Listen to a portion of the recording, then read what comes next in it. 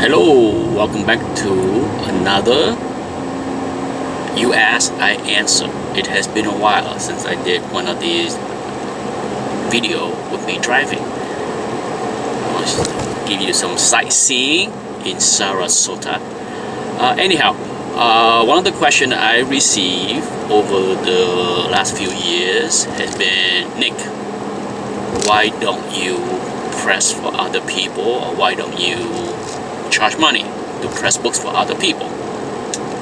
There are a few reasons, but here are the two big reasons.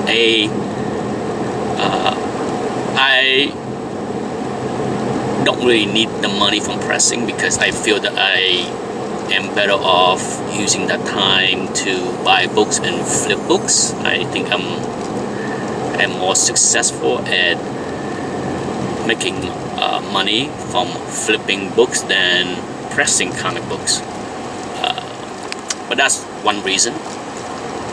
The other reason is I just don't want to deal with the hassle with people.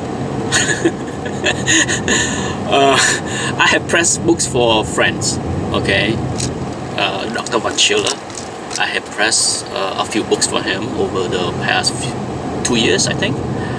And if you watch his channel, you have seen some of the results. So I have no problem pressing for friends that ask. Not a problem at all.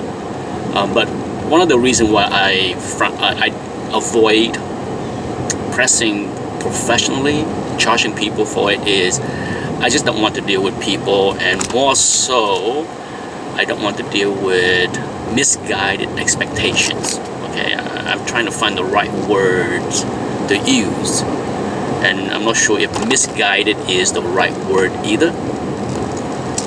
A lot of times, people that submit books to professional pressers, they do that because they don't have the time to learn how to press, or do they want to learn how to press. But I think many do know how to grade, so they have an expectation of,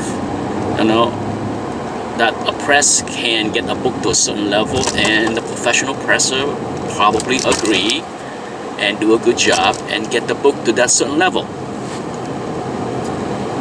But I also, over the years, I got a lot of questions from people that ask me, Nick, can you refer me to a presser? I'm looking for a new presser. And the first question I would ask is, why? What's wrong with the one that you have been using? And the answer usually doesn't make, well, sometimes the answer makes sense. The other presser, the one I'm using right now, take too long, he's too busy, I don't want to wait a month or 2 months to get my books back. So that's a legit reason. Another reason would be, I sent him some books and I didn't get the result that I wanted. And that's where I kind of frown on hearing, because what does that mean? Do you have a wrong expectation of what the book is? Did you think that the book should be a certain grade after press, even though you are wrong in your expectation? If so, that's not the presser's fault. In my opinion, it would be wrong to say the presser is not good if he or she failed to nail your expectation. What if your expectation is wrong? How good is your grading skills, right? So in the end, I just didn't want to deal with that.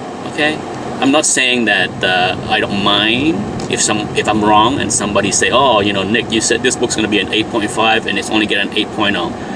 I don't mind being wrong. I'm wrong sometime with CGC in my own book with my own expectations, so it's okay to be off by one.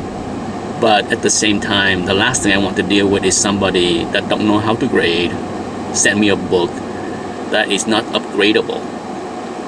and then I had to deal with trying to explaining to people why this is not a book to be pressed. You should leave it alone, not waste your money, blah blah blah. I just don't have the patience to deal with that nonsense, you know. So, but that's the reason. There's nothing wrong with that. Nothing wrong with people that ask those questions. And my only advice to people that, you know, are looking for pressure is that at the minimum, you should be competent in your own grading.